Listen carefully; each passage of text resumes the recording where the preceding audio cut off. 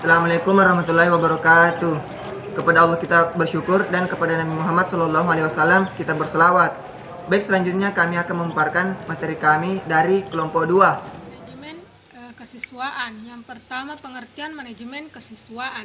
Manajemen merupakan sebuah aktivitas yang dilakukan untuk mengatur serta mengetahui dengan tepat apa yang akan dilakukan lewat proses perencanaan, pengorganisasian, pelaksanaan, dan pengawasan. Hal ini dilakukan agar supaya mencapai tujuan yang sudah ditetapkan sebelumnya atau yang ingin dicapai. Bisa juga dikatakan bahwa proses yang dilakukan agar usaha bisa berjalan sebagaimana mestinya. Sementara itu, makna kesiswaan dalam lembaga pendidikan juga sebenarnya memiliki sebutan yang berbeda.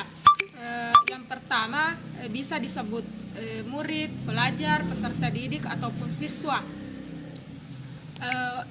Bila mengambil pengertian Undang-Undang Nomor 20 Tahun 2003 mengenai Sisdiknas, peserta didik merupakan bagian dari masyarakat yang sedang berusaha untuk mengembangkan potensi dalam dirinya lewat proses pembelajaran yang sudah tersedia, jalur, jenjang, serta jenis pendidikannya.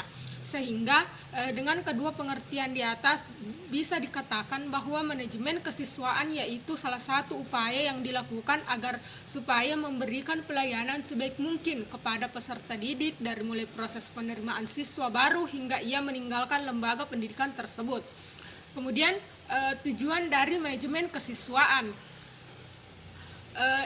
yang mana manajemen kesiswaan dianggap sangat penting untuk bisa mewujudkan masyarakat, khususnya dalam tata kehidupan dalam berpendidikan. Juga karena lembaga pendidikan adalah masyarakat dalam skala kecil namun sangat berpengaruh. Di samping itu, upaya-upaya dalam pelaksanaannya pun harus bisa dilakukan. Misalnya saja dengan melakukan penataan urusan kesiswaan secara baik, tertib, dan juga teratur. Dan juga manajemen kesiswaan bertujuan untuk mengatur segala macam kegiatan para peserta didik agar kelihatan yang dilakukan bisa menunjang proses pembelajaran yang ada di dalam lembaga pendidikan sehingga berjalan dengan semestinya. Tidak hanya itu, pelaksanaan manajemen kesiswaan juga memiliki fungsi salah satu wahana untuk para siswa agar bisa mengembangkan potensi dirinya secara optimal. Dan juga selain di kelas, siswa juga dapat pada organisasi dapat mengembangkan minat, bakat siswa itu sendiri sesuai dengan yang diminatinya. Prinsip yang harus ada dalam manajemen kesiswaan yaitu penyelenggaraan manajemen kesiswaan harus mengacu pada peraturan yang berlaku ketika programnya akan dilaksanakan. Manajemen kesiswaan juga bagian keseluruhan dalam manajemen sekolah harus bisa membawa misi pendidikan yang tepat, harus berupaya dapat menyatukan para peserta didik sebagai salah satu upaya agar bisa mengatur para peserta didik. Kemudian mendorong serta memacu kemandirian yang dilakukan para peserta didik. Kegiatan yang dilakukan manajemen peserta didik harus bisa dilakukan secara fungsional untuk kehidupan para peserta didik, baik saat di sekolah maupun di masa depannya. Sementara itu, dalam ruang lingkupnya, pelaksanaan manajemen kesiswaan terdiri dari beberapa bagian.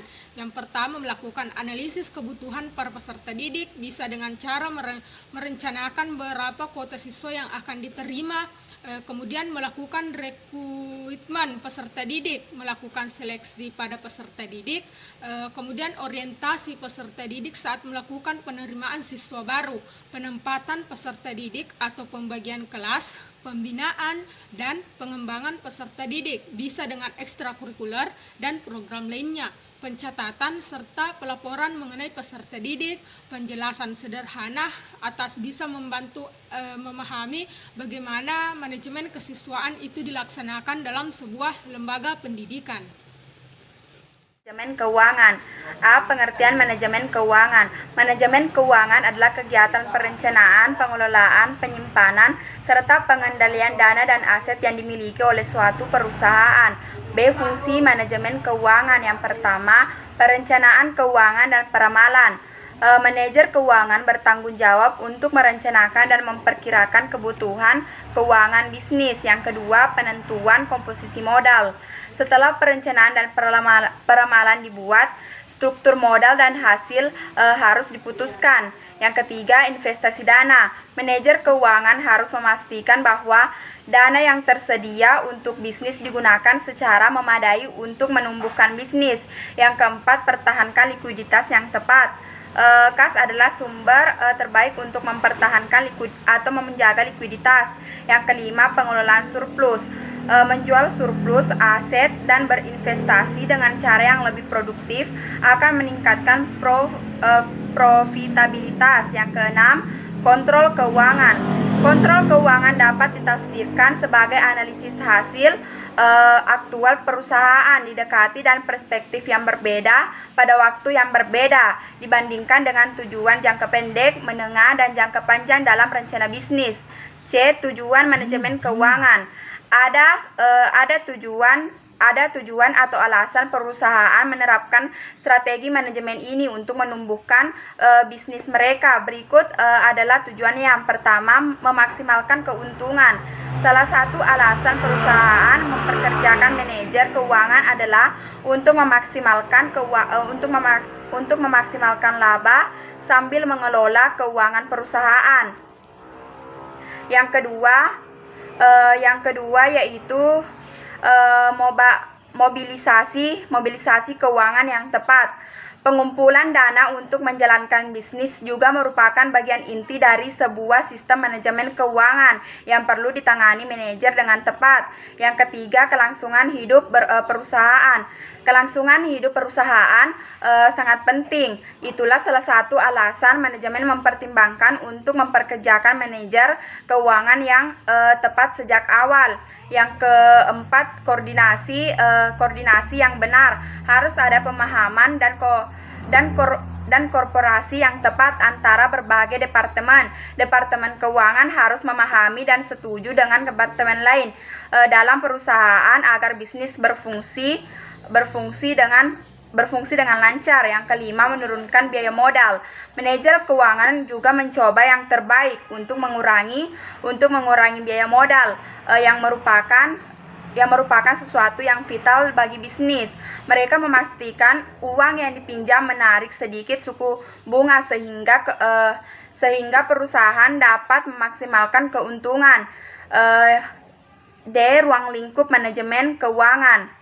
Di bawah ini adalah hal-hal yang berdampak langsung dengan sistem manajemen keuangan pada sebuah bisnis. Yang pertama, keputusan investasi. Keputusan investasi termasuk investasi dalam aset tetap, disebut penganggaran modal. Investasi dalam aset lancar juga merupakan bagian dari keputusan investasi yang disebut sebagai keputusan kerja. Yang kedua, keputusan keuangan. Hal ini berhubungan dengan peningkatan keuangan dari berbagai sumber daya yang akan tergantung pada keputusan tentang jenis sumber, periode pembiayaan, biaya pembiayaan, dan pengembaliannya. Yang ketiga, keputusan dividen. Manajer keuangan harus mengambil keputusan sehubungan dengan distribusi laba bersih. Laba bersih umumnya dibagi menjadi dua. A. Dividen untuk pemegang saham. Dividen dan persentase pembagiannya harus diputuskan. Yang kedua, saldo laba. Jumlah laba ditahan harus disesuaikan karena ini akan bergantung pada rencana ekspansi dan diversifikasi perusahaan. Itulah pemaparan materi tentang manajemen keuangan. Sekian dan terima kasih. Bismillahirrahmanirrahim. Baik, di sini saya akan melanjutkan pemaparan dari teman kelompok saya. Di sini saya akan membahas mengenai pembiayaan pendidikan. Pembiayaan pendidikan yaitu pendanaan yang diberikan oleh satu pihak lain untuk mendukung investasi yang telah direncanakan, baik dilakukan sendiri maupun lembaga. Dengan kata lain, pembiayaan adalah pendanaan yang dikeluarkan untuk mendukung investasi yang telah direncanakan untuk mencapai tujuan yang telah ditentukan. Pembiayaan merupakan salah satu sumber daya yang secara langsung dapat menunjang keefektifan dan efisiensi pengelolaan pendidikan. Menurut Supriyono, pembiayaan adalah pengorbanan ekonomis yang dibuat untuk memperoleh barang atau jasa. Secara bahasa, biaya dapat diartikan sebagai pengeluaran. Dalam istilah ekonomi, biaya pengeluaran dapat berupa uang. Pembiayaan pendidikan merupakan proses yang dimana pendapatan dan sumber daya tersedia digunakan untuk menyusun dan menjalankan program kegiatan sekolah. Menurut Levin, pembiayaan pendidikan adalah proses di mana pendapatan dan sumber daya yang tersedia digunakan untuk menyusun dan menjalankan kebutuhan sekolah di berbagai wilayah dengan tingkat pendidikan yang berbeda-beda. Kegiatan ekstrakurikuler, kegiatan pengelolaan pendidikan, dan supervisi pendidikan, sistem pembiayaan pendidikan sangat bervariasi, tergantung dari kondisi masing-masing negara, seperti kondisi geografis, tingkat pendidikan, kondisi politik pendidikan, hukum pendidikan, ekonomi pendidikan, program pembiayaan pemerintah, dan administrasi sekolah. Sementara itu, terdapat beberapa faktor yang perlu diperhatikan untuk mengetahui sesuai tidaknya sistem dengan kondisi negara. Jadi, dapat disimpulkan bahwa pembiayaan pendidikan adalah dana yang diberikan oleh kepala sekolah untuk memfasilitasi setiap kegiatan proses pembelajaran di sekolah dan berbagai keperluan dalam penyelenggaraan pendidikan. Hampir dapat dipastikan bahwa proses pendidikan tidak dapat berjalan tanpa dukungan biaya yang memadai. Implikasi diberlakukannya kebijakan desentralisasi pendidikan membuat para pengambil keputusan seringkali mengalami kesulitan dan mendapatkan referensi tentang komponen pembiayaan pendidikan. Kebutuhan tersebut dirasakan semakin mendesak sejak dimulainya pelaksanaan otonomi daerah yang juga meliputi bidang pendidikan. Biaya pendidikan merupakan nilai ekonomi dari input atau sumber-sumber pendidikan tertentu yang digunakan untuk pembelajaran guna menghasilkan output pendidikan dari suatu pendidikan tingkat tertentu. Biaya satuan per siswa merupakan biaya rata-rata per siswa yang dihitung dari total pengeluaran sekolah dibagi seluruh siswa yang ada di sekolah dalam kurun waktu tertentu.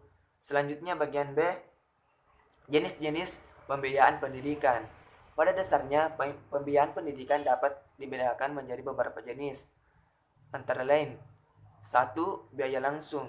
Menurut Anwar, biaya langsung merupakan pengeluaran uang secara langsung yang membiayai jalannya proses penyelenggaraan pendidikan, pengajaran, penelitian, dan pengabdian kepada masyarakat, termasuk biaya secara langsung menyentuh aspek proses pendidikan. Biaya pendidikan juga dapat dikatakan sebagai biaya yang secara langsung menyentuh aspek dan proses pendidikan. Biaya rutin. Biaya rutin merupakan biaya yang digunakan untuk membiayai kegiatan operasional pendidikan selama 1 tahun anggaran. Yang kedua, biaya tidak langsung. Biaya tidak langsung merupakan biaya yang pada umumnya biayanya pengeluaran tidak secara langsung menunjang proses pendidikan yang terjadi di sekolah. Biaya tidak langsung memiliki beberapa jenis. Antara lain, biaya pribadi adalah biaya yang dikeluarkan keluarga untuk membiayai sekolah anaknya. Selanjutnya, biaya masyarakat adalah biaya yang dikeluarkan oleh masyarakat untuk membiayai sekolah, di dalamnya termasuk biaya pribadi. Yang ketiga, semua bentuk pengeluaran dalam bentuk uang, baik langsung maupun tidak langsung yang dikeluarkan untuk biaya pendidikan. Keempat, semua bentuk pengeluaran yang tidak dalam bentuk uang meskipun di dalamnya terdapat nilai dalam bentuk uang, baik langsung maupun tidak langsung, yang dikeluarkan untuk kegiatan pendidikan. Bagian C, sumber-sumber pembiayaan pendidikan. Menurut Peraturan Menteri Pendidikan dan Kebudayaan Republik Indonesia Nomor 44 Tahun 2012 tentang pungutan dan sumbangan biaya pendidikan pada satuan pendidikan dasar adalah 1. Sumber biaya pendidikan pada satuan pendidikan dasar diselenggarakan oleh pemerintah atau pemerintah daerah yang tercantum dalam pasal 5 adalah anggaran pendapatan dan belanja negara, anggaran pendapatan dan belanja daerah, sumbangan dari peserta didik atau orang tua walinya, sumbangan dari pemangku kepentingan pendidikan dasar di luar peserta didik, orang tua atau walinya. Bantuan lembaga lainnya yang tidak mengikat, bantuan pihak asing yang tidak mengikat, atau sumber lain yang sah.